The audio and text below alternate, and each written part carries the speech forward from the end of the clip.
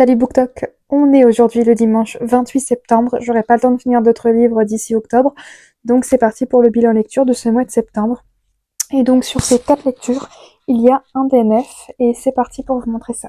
On commence le mois de septembre avec Le sort qui nous lie, j'en attendais énormément.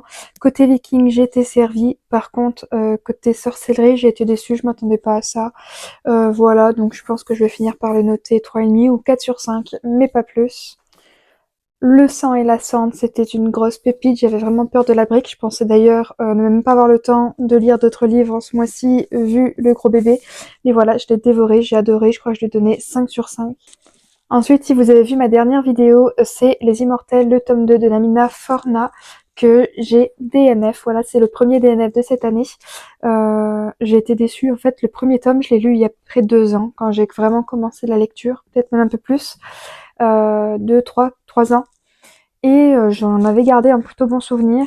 Par contre, là, je crois que j'ai du DNF à 20-25% du livre. Assez déçue, en fin de compte, de cette lecture et de la plume surtout. Je trouvais que c'était très redondant. Parfois, il y a plein d'émotions, mais qui se répétaient. En fait, sur 2 phrases, elle disait 15 fois ce qu'elle ressentait. Et je trouvais, enfin, j'ai pas réussi à accrocher. Voilà. Et ensuite, je pensais pas avoir le temps. Il fait des bêtises, donc je le prends. Et ensuite, je ne pensais pas avoir le temps de lire d'autres livres, mais voilà, j'ai tellement adoré La Faucheuse, le tome 1, que je l'ai dévoré en 2 jours. Enfin voilà. J'hésitais à lire du coup le tome 2 sur le restant du mois de septembre pour en avoir un livre supplémentaire, mais on est dimanche après-midi, j'aurai pas le temps de lire. Voilà. Concernant cette lecture, je porte le noter 5 sur 5. Ça fait du bien d'avoir une lecture qui change.